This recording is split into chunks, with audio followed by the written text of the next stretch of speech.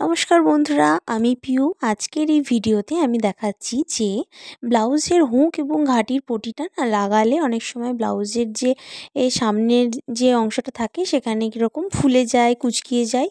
তো আজকের এই ভিডিওটা দেখার পর সেই সমস্যাটা আর আশা করি হবে না। তো প্রথমে আগে হুকের পটিটা লাগাবো। তার জন্য এখানে একটা চওড়া কাপড় নিয়েছি এবং কাপড়টা প্রথমে আগে এরকমভাবে রেখে 1/2 ইঞ্চ বরাবর করে সেলাই দেব। আর ঠিক যেখানে 1 আর 2 নম্বর পার্টের যে মিডিল অংশটা রয়েছে, অর্থাৎ খাপের যে মিডিল পয়েন্টটা রয়েছে, সেইখানে ঠিক একদম যেখানে মাঝ বরাবর রয়েছে সেখানে এই যেখানে আমি দাগটা দিলাম সেখানে এই যে পটিটা রয়েছে সেই ছিটটাকে একটু দুমড়িয়ে একটা সেলাই দিয়ে নিতে হবে। অর্থাৎ আমরা যেরকমভাবে কুচি লাগাই ঠিক ওই রকমভাবে কুচির মতন করেই একটা কুচি এখানে দিতে হবে। এই কুচিটা দেওয়ার পরে এরকমভাবে একটা চাপ সেলাই দিয়ে নিতে হবে।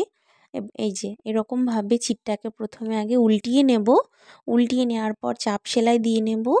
চাপ সেলাইটা দেওয়া হয়ে গেলে এই যে এখানে দেখা যাচ্ছে এই যে মিডিল পয়েন্টটা এখানে, অর্থাৎ এইখানে মানে কুচিটা দেওয়ার ফলে কি হবে, আমরা যখন এই কাপড়টাকে দুমড়িয়ে সেলাই করব তখন আর ওই অংশটা আর কুঁচকিয়ে থাকবে না।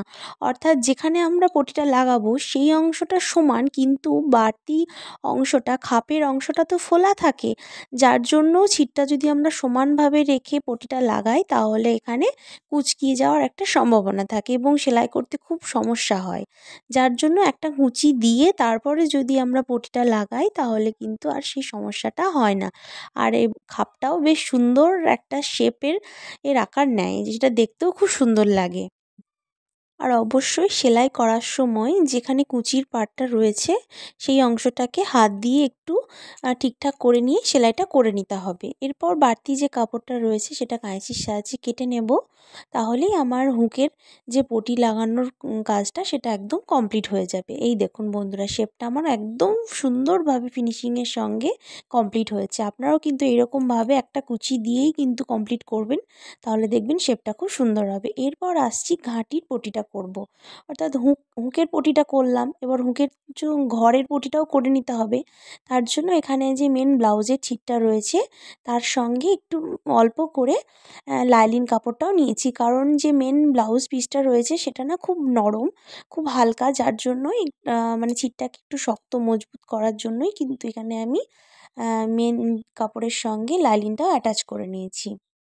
আর এটাকেও আমি এরকমভাবেই সেলাই করে নিচ্ছি। আপনারা কিন্তু যখন মানে ঘাটির পটিটা করবেন তখন কিন্তু একটু চওড়া রাখারই চেষ্টা করবেন।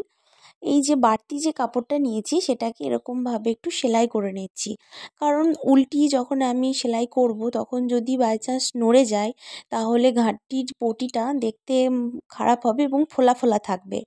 এইরকমভাবে দুমড়িয়ে সেলাই করে নিলাম।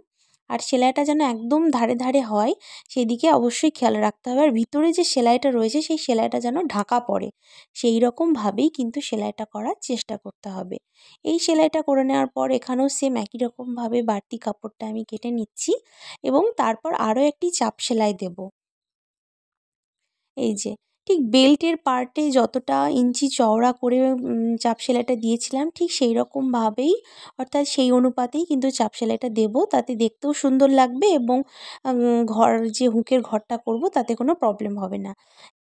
এখানে আমার হুক এবং ঘাটির পটিটা একদম রেডি হয়ে গেছে। তো দেখুন বন্ধুরা, কত সুন্দর লাগছে এবং কোথাও কোনো একটুও কুঁচকিয়ে নেই এবং সমস্তটাই একদম পারফেক্ট হয়েছে।